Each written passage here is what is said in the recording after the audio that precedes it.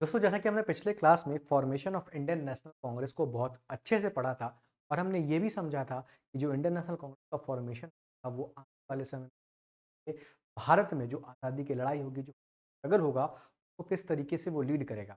और इसी पड़ाव में सबसे पहला मूवमेंट जो कि इंडियन नेशनल कांग्रेस के द्वारा शुरू किया जाता है, जिसको लीड किया जाता है, हालांकि इसके खत्म होते होते भारतीय राष्ट्रीय कांग्रेस में खुद ही फूट पड़ जाती है, इसके बारे में हम आज पढ़ने वाले हैं और उसका नाम है स्वदेशी मूवमेंट। चलिए शुरू करते हैं। हम पढ़ने वाले हैं स्वदेशी मूवमेंट के बारे में और हम स्वदेशी मूवमेंट के साथ आने वाले समय में जो नॉन कॉपरेशन मूवमेंट है, सिविल डिसोबीडियंस मूवमेंट है और क्विट इंडिया मूवमेंट, चारों मूवमेंट को संक्षिप्त में जितनी आसान तरीके से, सिंपल तरीके से और एग्जामिनेशन पॉइंट ऑफ व्यू से जो इंपॉर्टेंट फैक्ट्स है उसको कवर करने का काम करेंगे यहाँ। तो हम बात कर रहे हैं स्वदेशी मूवमेंट को।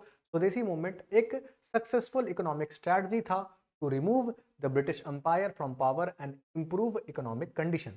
ये स्वदेशी मूवमेंट था क्यों और इसकी शुरुआत कहां से हुई थी, इन तमाम चीजों पे हम बात करेंगे। फिलहाल ये आपको इतना बताया जा रहा है कि जो स्वदेशी मूवमेंट है एक तरीके से उस चीज पे चोट थी जिसको लेकर के ब्रिटिशर्स ने भारत में अपना साम्राज्य यहाँ पे स्थापित किया था। वो था इकोनॉमिक जो भी उसके फीचर्स है उससे रिलेटेड, जो इकोनॉमिक स्ट्रैटेजी को लेकर के, जहाँ पे स्वदेशी के प्रिंसिपल्स को अपनाया गया था, सेल्फ सफिशिएंसी को अपनाया गया था और ब्रिटिशर्स के जो गुड्स हैं, जो ब्रिटिश प्रोडक्ट हैं, उसको बॉयकॉट यानी बहिष्कार करने की बात की गई थी। और इसी के बाद आप देखिएगा स्वदेशी मूवमेंट आज तक बहुत ज्यादा फेमस है और हमारे यहाँ जो नेशनल हैंडलूम डे है वो भी स्वदेशी मूवमेंट को याद करने के लिए ही मनाया जाता है, जिससे जुड़ा हुआ एक सवाल यूपीएससी में भी पूछा गया था। तो स्वदेशी मूवमेंट के बारे में चलिए बात करते हैं। देखिए, साल था 1905। ठीक है। अब जब 1857 की क्रांति हम पढ़ रहे थे तो वहां पे हम चीज देखा था कि 1857 की क्रांति के बाद ब्रिटिशर्स ने यह सोच लिया था कि हमें किसी न किसी तरीके से हिंदू और मुसलमान में फूट डालना है, क्योंकि भाई ये लोग साथ आ जाएंगे तो बड़ा दिक्कत हो जाएगा, क्योंकि 1857 में उन्होंने फेस भी कर लिया। अब होता क्या है कि लॉर्ड कर्जन एक डिसीजन लेकर के आते हैं कि जो बंगाल है, जो बंगाल का सूबा है, बंगाल की जो प्रेसिडेंसी है, जो कि उस समय क्या है, कैपिटल भी है ब्रिटिशर्स का, उसको हम क्या करेंगे, उसका विभाजन करेंगे, उसका पार्टीशन करेंगे। अनाउंस कौन करते हैं? ये अनाउंस करते हैं लॉर्ड कर्जन खुद। कब करते हैं? तो उस समय लॉर्ड कर्जन जो है वाइसराय भी हैं और ये अनाउंस करते हैं 19 जुलाई 1905 को। कहा जाता है कि हम बंगाल का विभाजन करने वाले हैं। क्यों करने वाले हैं? क्योंकि बंगाल बहुत बड़ा सूबा है, काफी घनी आबादी है यहाँ पे और हम बंगाल को सही तरीके से रूल यानी गवर्न जो है वो नहीं कर पाते। ये एक क्या दिया जाता है, तर्क दिया जाता है, इसके पीछे रीजनिंग दी जाती है। और ये इफेक्ट कब आता है? तो 16 अक्टूबर 1905 को ये क्या आ जाता है, इफेक्ट में आ जाता है। मतलब घोषणा कब करी गई? 19 जुलाई 1905 को। और उसके कुछ महीने के बाद, 2-3 महीने के बाद जो है 16 अक्टूबर 1905 को ये इफेक्ट में आ जाता है। दोनों डेट्स इंपॉर्टेंट है, प्लीज याद कर लीजिएगा, सीधे सीधे एग्जामिनेशन में। बंगाल को दो हिस्सों में तोड़ दिया जाता है, ईस्टर्न और वेस्टर्न बंगाल। जो वेस्ट वाला बंगाल है वो अभी भी हमारे पास है, ईस्ट वाला बंगाल जिसको आप बांग्लादेश के नाम से जानते हैं। ऑफिशियल रीजन क्या दिया जाता है? एडमिनिस्ट्रेटिव कन्वीनियंस, कि भाई हम सही तरीके से रूल नहीं कर पा रहे हैं। अगर हमको सही तरीके से रूल करना है तो हमको उस पूरे के पूरे सूबे को दो अलग अलग हिस्सों में तोड़ना पड़ेगा। ठीक है। बंगाल का जो एरिया है बहुत ज्यादा लार्ज है और पॉपुलेशन 78 मिलियन है यहाँ, है ना। तो 78 मिलियन पॉपुलेशन होने के कारण जो है वो हम क्या कर सकते हैं, लगभग 7-7.5 करोड़ जो भी लोग यहाँ पे रह रहे हैं, तो हम सही तरीके से उसको गवर्न नहीं कर पा रहे हैं। तो ऐसा करते हैं कि बंगाल को दो अलग अलग हिस्सों में हम तोड़ देते हैं। दोनों जगह अलग अलग प्रांतीय सरकार बनेगी तो सही तरीके से गवर्नमेंट हो पाएगा। रियल मोटिव, रियल मोटिव था कि भाई हमको डिवाइड एंड रूल वाला जो पॉलिसी है, फूट दाड़ो और राज करो वाला जो पॉलिसी है उसको आगे बढ़ाना है। वीकेंड बंगाली नेशनलिज्म, और जो बंगाली नेशनलिज्म, देखिए जब हम स्टार्टिंग में नेशनलिज्म के बारे में बात करेंगे तो जितने भी पॉलिटिकल थिंकर्स हैं, पॉलिटिकल थिंकर्स हैं और जो विद्रोह है, कहीं ना कहीं उसकी चिंगारी जो है ना बंगाल से निकली। याद कीजिए 1857 वाली बात, तो जो बैरकपुर है जो कि कलकत्ता के नज़दीक ही था, वहाँ से पूरी की पूरी जो सिपाही म्यूटनी है वहाँ पे शुरू हुई। वहाँ से फिर वो कहीं कहाँ जाती है, तो मेरठ जाती है, मेरठ से दिल्ली जाती है, दिल्ली से लखनऊ आती है, लखनऊ से है। ये अलग अलग जगह पे इस तरीके से विद्रोह। और चूंकि जो बंगाली पीपल है उनको भद्र लोग कहते हैं, और मॉडर्न जो एजुकेशन है, जो ब्रिटिश एजुकेशन है, जब इन्होंने इसको ग्रहण किया तो इनको समझ में आ चुका था कि भाई ये लोग हमारा बेवकूफ बना रहे हैं। ये कह तो रहे हैं कि हम तुमको सुधार रहे हैं, बट असल में ये हमारे साथ क्या कर रहे हैं, हमारे रिसोर्सेस को हमसे छीनने का काम। तो ये भी एक चीज था। ठीक है। तो डिवाइड एंड रूल है, वीकेंड बंगाल नेशनलिज्म, और हिंदू मुस्लिम डिवाइड तो करना ही था। और आप देखिएगा तो तो जितने भी नेशनलिस्ट एक्टिविटीज़ हैं स्टार्टिंग में कहीं ना कहीं बंगाल उसका सेंटर था। अगर आप सोशलिस्ट रिफॉर्म्स के बारे में पढ़ेंगे, अगर रिफॉर्मिस्ट मूवमेंट्स के बारे में पढ़ेंगे, तो बहुत सारी चीज़ें जो है बंगाल कह रही थी। बहुत सारे इंपॉर्टेंट पब्लिकेशंस, बहुत सारे पत्रिका भी जो है वो बंगाल में छप रही थी। तो ये कहा जा रहा था कि इससे हम बंगाल को थोड़ा सा हिला देंगे, जब हम बंगाल को शेक कर देंगे तो ये लोग जितना उछल रहा है, बार बार जो आज़ादी की बात कर रहा है, वो अपने आप वो दब जाएगा। ठीक है भाई। पार्टीशन का प्लान क्या होता है कि हम ईस्ट बंगाल बना देंगे और असम बना देंगे, मतलब 2 प्रोविंस बनाएंगे, ईस्ट बंगाल और असम को मिला करके कैपिटल रख देंगे ढाका, जहां पे जो मेजोरिटी है वो होगी मुस्लिम। अब ये ऑफिशियल एरिया है बेसिकली, और ये ऑफिशियल पॉपुलेशन का डेटा है। एरिया थोड़ा बहुत आगे पीछे हो सकता है, मुझे नहीं लगता है कि ऐसा फैक्चुअल डेटा आपसे एग्जामिनेशन में पूछा जाएगा, बट फिर भी 1,06,540 वर्ग किलोमीटर, स्क्वायर किलोमीटर एरिया बताया जाता है। और कहा जाता है कि वहां पे 31 मिलियन, मतलब लगभग 3 करोड़ लोग जो है वो रहेंगे, जहां पे मुसलमानों की संख्या ज्यादा है, हिंदूज की संख्या वहां पे कम है। उसके बाद क्या कहा जाता है कि जो बंगाल है, वेस्ट बंगाल आपका हो गया, वहां पे आज का बंगाल भी है, बिहार भी है, उड़ीसा भी है, बड़ा क्षेत्र है थोड़ा सा, 1,81,000 स्क्वायर किलोमीटर है, 54 मिलियन पीपल लोग यहाँ पे रहेंगे। हिंदूज की संख्या बहुत ज्यादा है, मुस्लिम्स की बहुत ज्यादा कम है। तो आपको क्लियर पिक्चर समझ में कि क्या आप एडमिनिस्ट्रेटिव कन्वीनियंस के बारे में बात कर रहे हैं, क्या आप प्रशासनिक सुविधा के बारे में बात कर रहे हैं। आपका तो मोटिव ही यही था, आपका तो मकसद ही यही था कि कुछ इस तरीके से डिवाइड करना है कि धर्म के नाम पे बंटवारा हो जाए, लोग आपस में लड़ना शुरू कर दें, और एक्चुअली में यही कारण भी था। ठीक है।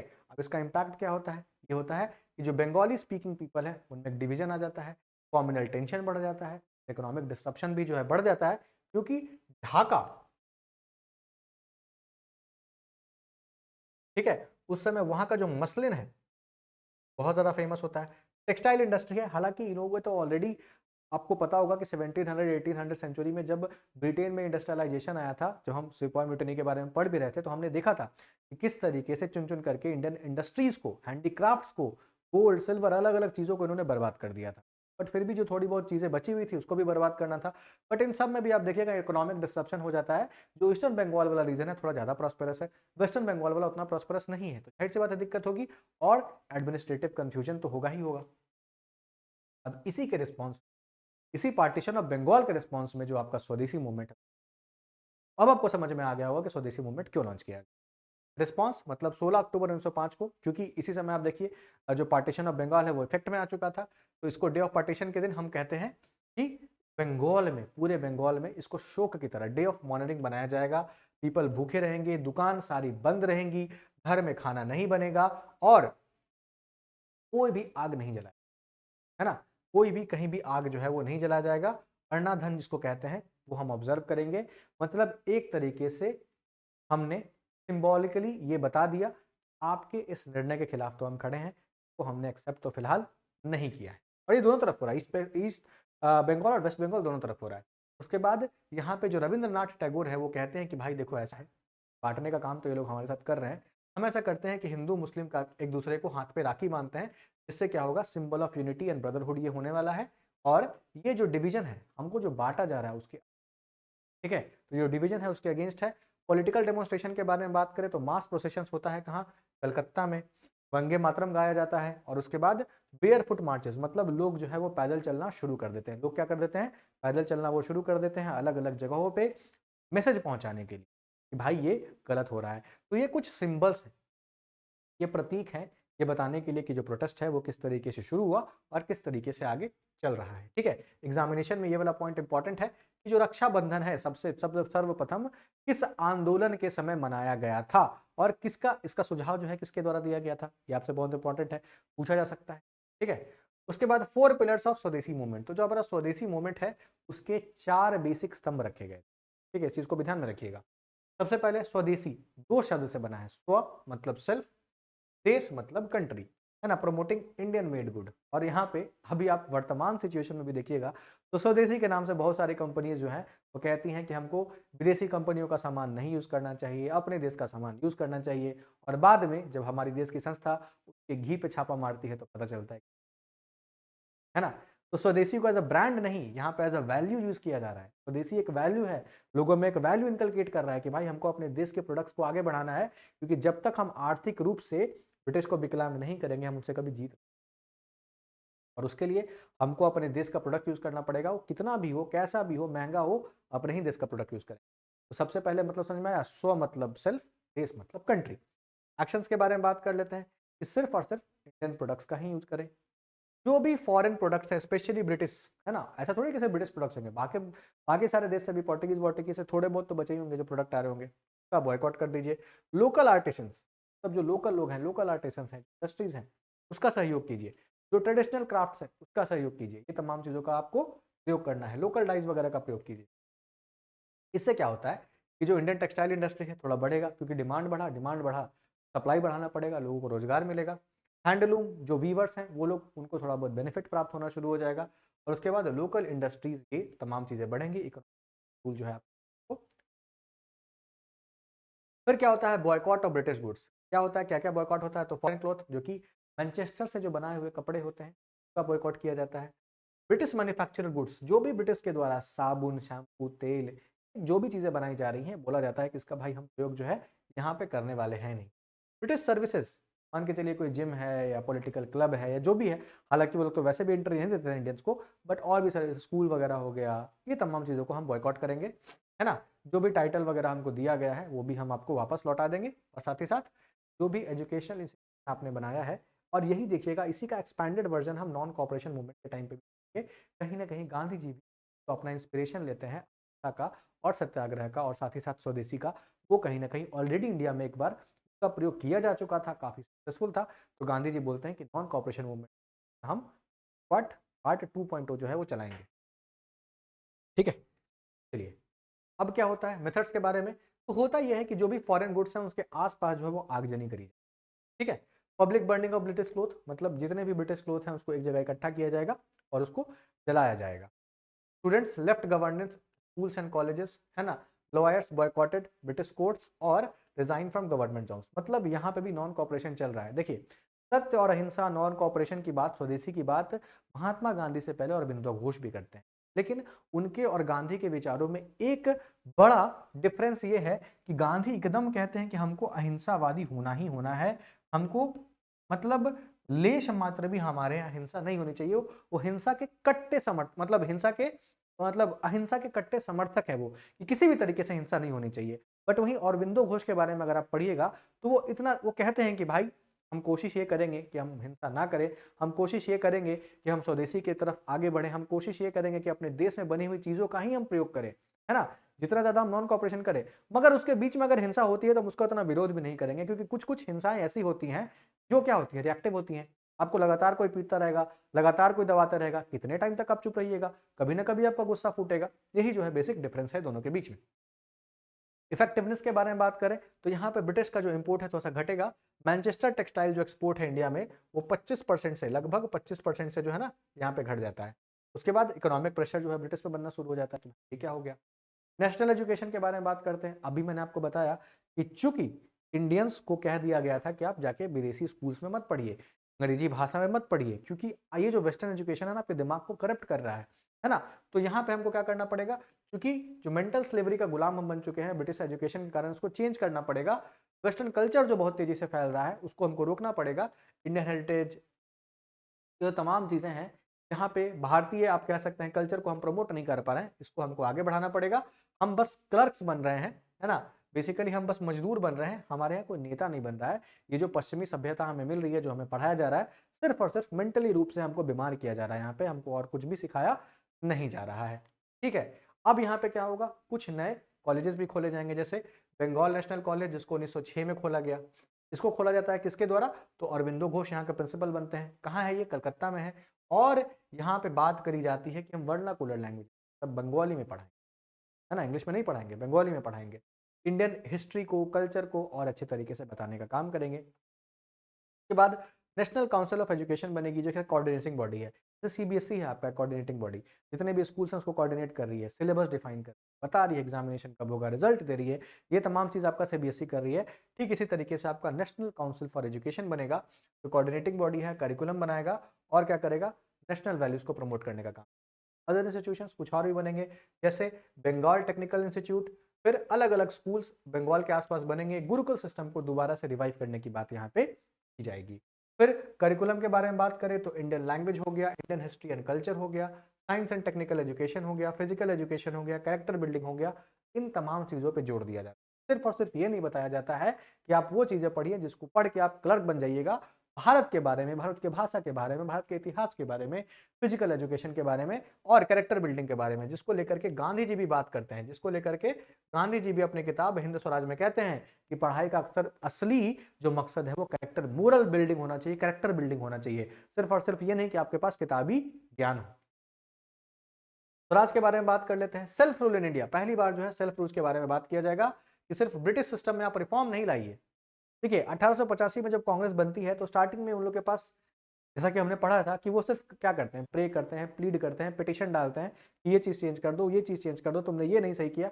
बट कभी भी वो सेल्फ रूल के बारे में बात नहीं करते। वो ये नहीं लगता है कि हम खुद भी खुद को रूल कर सकते हैं। मॉडरेट्स को ऐसा लगता था कि ये जो ब्रिटिशर्स हैं इनको पता नहीं है यार, ये समझते नहीं है कि हमको क्या चाहिए, एक बार इनको समझ में आ जाएगा then they are going to help us. But ऐसा तो है नहीं। तो अब जो देखिएगा स्वदेशी में कहा जाता है कि हमको ब्रिटिश सिस्टम में कोई रिफॉर्म नहीं चाहिए, अपने को मांगता है भाई कंप्लीट क्या, self rule, complete political freedom. और यहीं पे बाल गंगाधर तिलक कहते हैं Swaraj is my birthright and I shall take it. Swaraj मेरा जन्मसिद्ध अधिकार है और मैं इसे लेकर रहूंगा। इस कॉन्सेप्ट को पॉपुलराइज करते हैं और इसको मास डिमांड भी बनाते हैं। ठीक है, पीपल को समझ में आता है, लोगों को समझ में आता है कि भाई ये जो कॉलोनियल एक्सप्लॉयटेशन है इसका मतलब क्या है, किस तरीके से इन्होंने हमको लाचार बीमार बना के रखा। Understood the need of independence, आज़ादी क्यों चाहिए, है ना। ये अवेयरनेस मास मूवमेंट, ये इसके तहत जो है लोगों को बताया जाता है कि भाई आपको आज़ादी चाहिए ही चाहिए।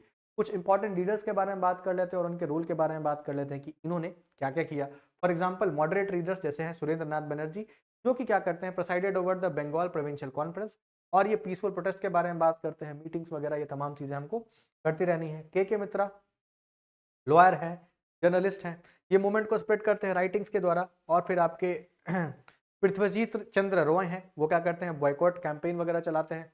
फिर आप देखिएगा बाल गंगाधर तिलक हैं, जो कि 1856 से लेकर 1920 तक रहेंगे, और बाद में इनके ही मरने के बाद जो तिलक स्वराज फंड है, जिसके बारे में हम नॉन कॉपरेशन मूवमेंट में पढ़ेंगे, तो इनको हम लोग प्यार से लोकमान्य भी कहते हैं। लोकमान्य का मतलब क्या होता है, एक्सेप्टेड बाय द पीपल, लोगों के द्वारा स्वीकृत, है ना। ये स्लोगन देते हैं Swaraj is my birthright and I shall take it. Ganesh festival, Shivaji festival को ये कहते हैं कि हम as a symbol, cultural symbol इसको बताते हैं कि गणेश फेस्टिवल जो हो रहा है और जो शिवाजी फेस्टिवल हो रहा है, लोग इकट्ठा हो रहे हैं वहां पे जाकर के नेशनलिज्म के बारे में बता रहे हैं लोगों को, है ना, क्योंकि लोग इकट्ठा हो रहे हैं, लोग इकट्ठा हो रहे हैं तो अपनी बातों को वहां तक पहुंचाना आसान हो रहा है। उसके बाद कुछ न्यूज़पेपर जैसे केसरी है, मराठी में लिखते हैं, मराठा जो है इंग्लिश में लिखते हैं, है ना, और ये कहते हैं कि हमारे पास एग्रेसिव नेशनलिज्म होना चाहिए, इनसे भीख मांग के काम नहीं चलेगा, हमको अपनी स्वराज को इनसे लड़ के लेना पड़ेगा। तो ये तमाम चीज़ें आपको देखने को मिलती हैं। फिर आ जाइए लाला लाजपत राय, जिनको हम पंजाब केसरी, लायन ऑफ पंजाब भी कहते हैं। ये जो प्रोटेस्ट है वो पंजाब में चलाते हैं, स्वदेशी कैंपेन। और साइमन कमीशन के टाइम पे जब ये प्रोटेस्ट कर रहे होते हैं 1928 में, तो इनके सर पे लाठी पड़ती है और उसी समय कहते हैं कि मेरे सर पर पड़ी हुई लाठी, जो ब्रिटिशर्स की एक एक, अंग्रेजों की एक एक लाठी है, उनके कफ्न में, है ना, कील का काम करेगी। उसी समय मर जाते हैं और बाद में इनका बदला जो है भगत सिंह लोग लेते हैं। फिर बिपिन चंद्रपाल, ये 1858 से 1932 तक रहते हैं, बहुत अच्छे ओरेटर हैं, राइटर हैं, नेशनलिस्ट आइडियाज को अपने स्पीचेस के थ्रू, जर्नल्स के थ्रू प्रोपेगेट करने का काम करते हैं। और बाद में इन्हीं को हम लोग पॉपुलरली कहते हैं लाल बाल पाल, ट्रिनिटी ऑफ एक्सट्रीमिस्ट लीडर, जो कि कंप्लीट इंडिपेंडेंट के बारे में बात करते हैं और इनसे देश का जो युवा है बहुत ज़्यादा प्रभावित होता है। और कहीं ना कहीं ये जो एक्सट्रीमिस्ट बातें हैं कि हमको पूर्ण आज़ादी चाहिए, यही आप आगे देखिएगा 1907 में जो है वो सूरत स्प्लिट, मतलब सूरत में कांग्रेस का विभाजन का भी कारण बनेगा। और भी कुछ लोग हैं जैसे अरविंदो घोष हो गए, इंटेलेक्चुअल लीडर है, ठीक है, और principal of Bengal national congress रहे हैं, कंप्लीट इंडिपेंडेंस के बारे में बात करते हैं और बाद में स्पिरिचुअलिटी की तरफ, मतलब आध्यात्म की तरफ मुख कर जाते हैं। इनका फिर मुंह भंग हो जाता है, आगे हम पढ़ेंगे क्यों। रविन्द्रनाथ टैगोर नोबल लॉरेट हैं, पोएट हैं, गीतांजलि के इनको नोबेल प्राइज मिलता है ना। आमार सोनाल बांग्ला, जो कि बांग्लादेश का फिर नेशनल एंथम बना, ये लिखने का काम करते हैं। आर्ट एंड कल्चर के थ्रू लोगों में क्या करते हैं, यूनिटी बढ़ाने का काम करते हैं। फिर अब हम बात कर लेते हैं कि जो स्वदेशी मूवमेंट है वो बंगाल से बाहर कैसे गया। फॉर एग्जाम्पल महाराष्ट्र के बारे में बात करते हैं, बाल गंगाधर तिलक वही गणेश फेस्टिवल, शिवाजी फेस्टिवल का यूज करेंगे, पॉलिटिकल इवेंट्स को ऑर्गेनाइज करेंगे, मास मोबिलाइजेशन, लोगों को इकट्ठा करेंगे और बताएंगे कि भाई, और यही जो रीजन है ना, 2-4 रीजन, इसी कारण जो आपका सूरत स्प्लिट भी होता है। पंजाब में लाला लाजपत राय हैं जो कि स्वदेशी को प्रमोट करते हैं बहुत ही अच्छे तरीके से। मद्रास में चिदम्बरम पिल्लई हैं जो कि स्वदेशी स्टीम नेविगेशन कंपनी स्टार्ट करते हैं, है ना, कंपीट करने के लिए ब्रिटिश से कि हम अपनी खुद की जहाज बनाना शुरू करेंगे। दिल्ली में आप देखिएगा तो वही बॉयकॉट वगैरह होगा, नेशनल स्कूल्स अलग अलग स्टैब्लिश किए जाएंगे। इनिशियली जो स्वदेशी मूवमेंट है, ऐसा माना जाता है कि बंगाल सेंट्रिक, मतलब सिर्फ और सिर्फ बंगाल के लिए बन के रहे, बट बाद में कोशिश यही किया जाता है कि इसको हम पैन इंडिया मूवमेंट बनाने वाले हैं और इसका इकोनॉमिक इंपैक्ट जो है पूरे इंडिया पे दिखे। बट यही जो है कहीं ना कहीं जो गले की हड्डी है ना, वो बन के चली आती है सामने मॉडरेट और एक्सट्रीमिस्ट के बीच में। पॉजिटिव इफेक्ट के बारे में बात करें तो इंडिया के कुछ इंडस्ट्रीज जो है वो ग्रो कर जाएंगे, टेक्सटाइल मिल जो है वो बढ़ जाएगा। टाटा आयरन स्टील कंपनी 1907 में, है ना, इसको बेनिफिट मिलता है। जो भी लघु उद्योग होते हैं, कॉटेज इंडस्ट्रीज होते हैं, को फायदा मिलता है। हैंडलूम सेक्टर वो बढ़ जाता है, एम्प्लॉयमेंट जनरेट होगा, वीवर्स को ज्यादा काम मिलेगा, और जो भी आर्टिसन जो भी ऑलरेडी काम कर रहे थे वो कहीं ना कहीं फायदा देखने को मिलेगा। एम्प्लॉयमेंट होगा तो जाहिर सी बात है वीवर्स को ज्यादा काम मिलेगा, आर्टिसंस बढ़ेंगे, ट्रेडर्स को फायदा होगा, और लोग इस बात को समझेंगे कि भाई हमको एक्सप्लॉइट किया जा रहा था, क्योंकि उनको तो समझ में ही नहीं आ रहा था ना। उनको लगा कि भाई हमारा यही हाल है, हमारा यही फेट है, हमारी यही किस्मत है। बट उनको लगा कि नहीं, ये हमारी किस्मत नहीं, हमारे साथ ये छल किया जा रहा है। ठीक है, और कॉन्सेप्ट ऑफ इकोनॉमिक नेशनलिज्म आ गया, भाई पैसा तो सबको चाहिए, ये तमाम चीजें हैं। नेगेटिव इफेक्ट देखिए तो जो ब्रिटिश गुड है उनका सेल ड्रॉप हो गया, है ना, इंपोर्ट जाहिर सा बात है डिक्लाइन होगा। मैनचेस्टर का टेक्सटाइल इंडस्ट्री है वो बैठ गया, रेवेन्यू लॉस हो गया, और इसी के कारण आप देखिएगा इस आंदोलन को दबाने की बात की जाएगी, क्योंकि पैसा सब इंपॉर्टेंट है। और अब ब्रिटिशर्स को सीधा सीधा नुकसान हो रहा है, वहां पे बैठे बैठे जो बड़े बड़े बिजनेसमैन हैं उनको नुकसान हो रहा है, तो वो कभी नहीं चाहते थे कि भाई हम ये नुकसान होने दें। ये नेगेटिव इफेक्ट था। अब आते हैं गवर्नमेंट के रिस्पॉन्स पे। ये तो था भारतीयों के द्वारा किया गया चीज। जाहिर सी बात है ब्रिटिशर्स ऐसे थाल लेके तो बैठेगी नहीं कि आइए आप लोग प्रोटेस्ट कर रहे हैं, हम आपका स्वागत करते हैं, नहीं, ऐसा नहीं। सेडिशन लॉज लगाया गया, न्यूज़पेपर एक्ट लगाया गया, सेडिशस मीटिंग एक्ट लगाया गया, प्रेस पे बैन लगा दिया गया। ठीक है, ये तमाम चीजें कर दी गई। अरेस्ट किया गया इंपॉर्टेंट लीडर्स का, तिलक को पकड़ के जेल में डाल दिया गया 6 साल तक। 1908 में मंडाले जेल में डाल दिया गया, और अरबिंदो घोष को पकड़ लिया गया, और जितने भी एक्टिविटीज, जितने भी एक्टिविस्ट थे सबको पकड़ के जेल में डाल दिया गया, है ना। बहुत सारे लोगों को अंडमान, वही जो काला पानी की सजा है, वहां भेज दिया गया, बर्मा भेज दिया गया, अलग अलग जगह भेज दिया गया, लाठीचार्ज हुआ, पुलिस ब्रुटैलिटी हुई, और क्राउड्स पे ओपन फायरिंग भी हुई, ये तमाम चीजें की।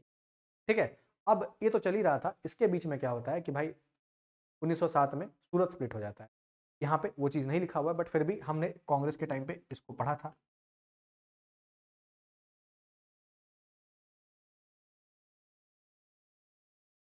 ठीक है, जब सूरत स्प्लिट होता है तो एक्सट्रीमिस्ट और मॉडरेट दोनों अलग अलग हो गए, अपने अपने राह पे चल दिए। एक्सट्रीमिस्ट नेता को पकड़ के जेल में डाल दिया गया या भगा दिया गया। मॉडरेट्स बेचारे खुदे बुढ़े लोग हैं, वो लोग क्या ही करेंगे, तो उनको रिझाने के लिए कि भाई ये लोग जो है इनके अंदर चिंगारी ना फैल जाए, उनको रिझाने के लिए लाया जाता है मॉडल रिफॉर्म, जिसको हम लोग कहते हैं इंडियन काउंसिल एक्ट ऑफ 1909, है ना। यहाँ पे क्या होता है, जो लेजिस्लेटिव काउंसिल है, लेजिस्लेटिव काउंसिल समझ रहे हैं ना, जहाँ पे लोगों को चुन करके आप भेजेंगे, जैसे बिहार में लेजिस्लेटिव काउंसिल, जैसे उत्तर प्रदेश में, वहां पे नंबर बढ़ा दिया जाता है। लेकिन अगेन कैरेट एंड स्टिक वाली बात हमने पहले भी आपको बताया था, यहाँ पे क्या किया जाएगा, सेपरेट इलेक्टोरेट दे दिया जाएगा मुस्लिम। क्यों? क्योंकि हमको विभाजन को मेंटेन रखना है। हम भाई नहीं कर पाए किस चीज से, तो जो पार्टीशन ऑफ बंगाल है वहां पे हम डिवाइड नहीं कर पाए, क्योंकि हम तो हमारा फेल हो गया ना, तो हम यहाँ पे कर देंगे। हालांकि थोड़े से मॉडरेट संतुष्ट हो गए कि चलो कोई बात नहीं, और फिर बाद में कहते हैं कि हम आने वाले समय में थोड़ा सब्र रखिए, आपको और पार्टिसिपेशन देंगे। अब ये जो चीज है मॉडरेट्स को कुछ समय तक तो शांत कर देती है, मगर ये वाला जो चीज है कॉम्युनल रिप्रेजेंटेशन, सेपरेट इलेक्टोरेट मिल जाता है मेरे भाई।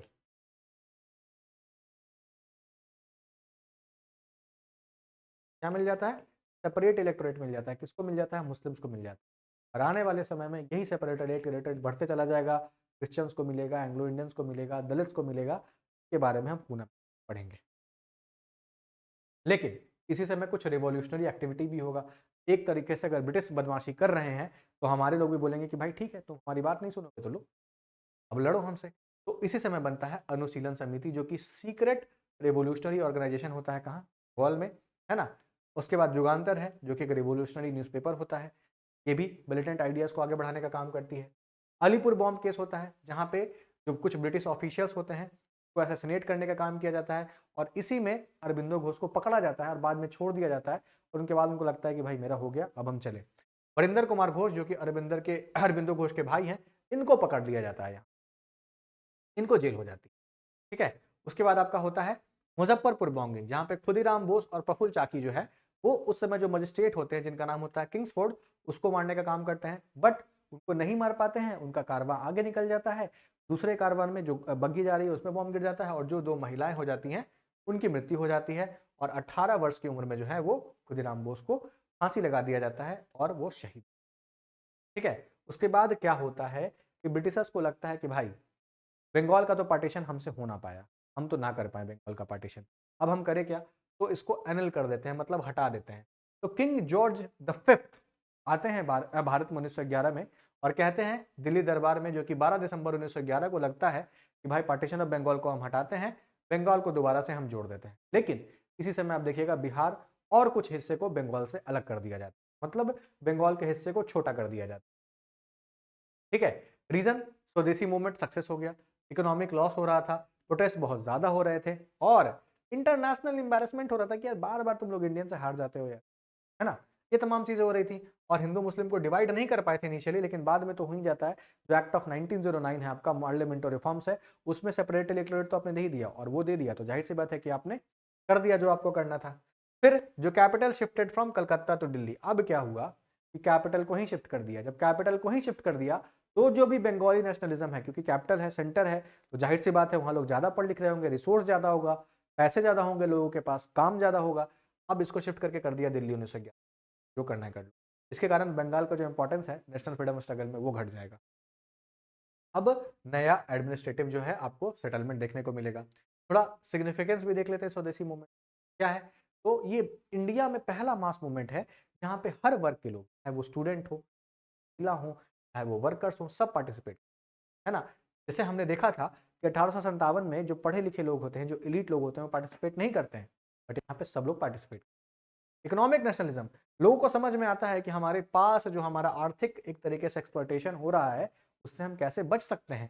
सेल्फ रिलायंस के बारे में बात किया गया था, स्वदेशी के बारे में बात किया गया था और जो हमारे खुद के लोकल इंडस्ट्रीज हैं उसको हम कैसे प्रमोट कर सकते हैं इसके बारे में भी यहाँ पे बात किया। कुछ नए मेथड्स ऑफ प्रोटेस्ट भी सामने निकल के आए, जैसे बॉयकॉट। ठीक है भाई, मेरे पास बंदूक नहीं है ना, जाओ बॉयकॉट करेंगे, नहीं करेंगे तुम्हारा समर्थन। Non violent mass action, mass action तो करेंगे, वायलेंट नहीं होगा बट मास एक्शन होगा। कल्चरल नेशनलिज्म होगा, है ना, ये तमाम चीजें होंगी। वुमेन का पार्टिसिपेशन होगा, वुमेन ज्वाइन करती हैं।